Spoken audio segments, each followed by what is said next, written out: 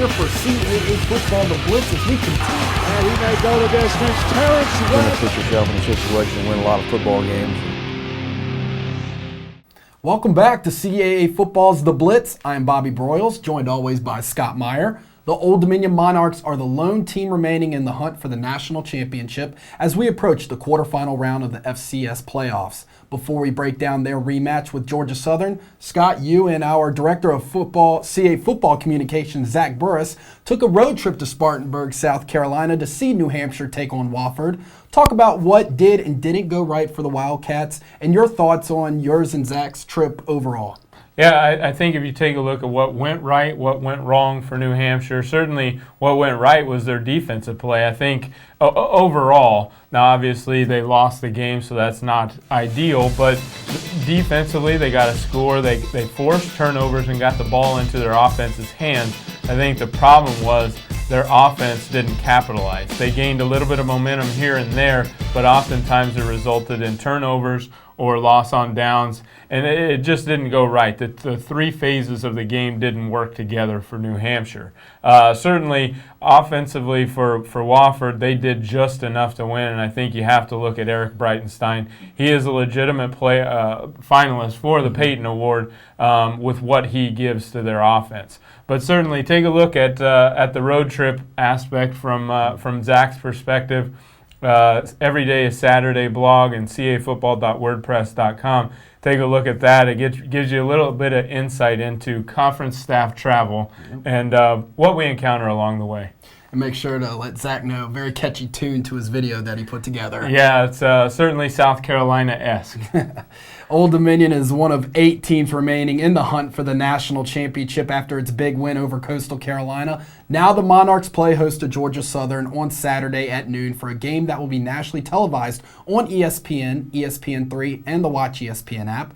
This Georgia Southern team knocked the Monarchs out of the playoffs in last year's second round and put up some huge numbers offensively in that game versus ODU, especially on the ground. Yeah, you got to look at what Old Dominion was able to do against Coastal Carolina. Back and forth game early on, but I think what you take a look at is Old Dominion's ability to score points in bunches, especially when their defense is able to make a few stops here and there. And in a 10-minute span, they scored 4 touchdowns to widen that lead and basically put the game away. Certainly something that ODU has the ability to do, and if they can capitalize defensively against Georgia Southern, they have the ability to win. It's going to be a very tall task for their defense, considering the offense that they're going up against and the ball control, unique triple option offense. It's very key come this Saturday. Well, Coach Wilder talked about stopping that triple option attack of Georgia Southern during his weekly media teleconference call on Monday. Take a listen. You have to get your defense to understand is that you're not going to stop this offense. This offense averages 400 yards rushing per game, so there is no stopping it. What you need to do is you need to get some turnovers, and you need to be able to slow it down. You've got to make this offense work for everything they get, and we did right after the season was over, and then we had given up 600 yards and 55 points. We set out to get a better understanding of the option. Studied it, practiced it in the spring. We practiced it in preseason, not necessarily thinking we'd be playing Georgia Southern, but knowing could be Georgia Southern, Wofford, Cal Poly, 3 triple teams that all ended up making the tournament. And we played some teams this year that had some elements of the triple option. Campbell earlier in the year, Villanova, teams that ran some of that style. A few other teams as well. You know, everybody's got some version of option football. So I feel like we're better prepared. I feel like we're a new team this year. We've got a new plan, and hopefully we'll be able to slow the offense down. Of course, on the offensive side of the ball, the Monarchs have some firepower themselves with sophomore quarterback and Walter Payton Award finalist Taylor Heineke. In a game like this, how much pressure is put on the offense to be able to score almost every time they step on the field? Well, Maybe a little bit, perhaps, but I don't think they put any more added pressure on themselves. I think the key, like going back to what I said before, is they're going to score. Their offense is built to score, so there's nothing wrong with that. It's a matter of how often they get the ball or get the opportunity to score. In terms of Saturday's game, the tallest task is Old Dominion's defense getting off the field without giving up points. Even creating turnovers will help, which just gives the offense another opportunity to put the ball in the end zone.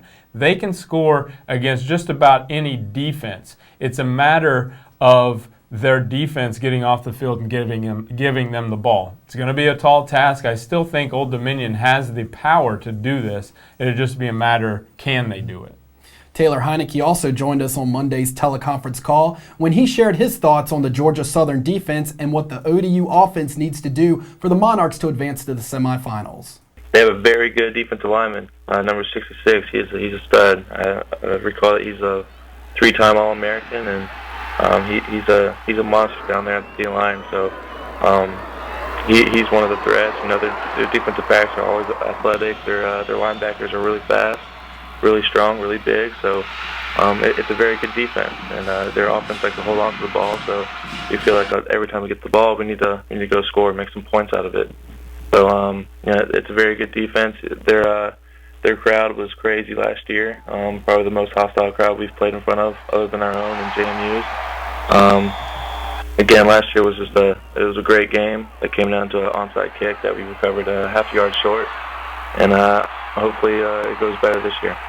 It definitely should be an exciting game this weekend in Norfolk.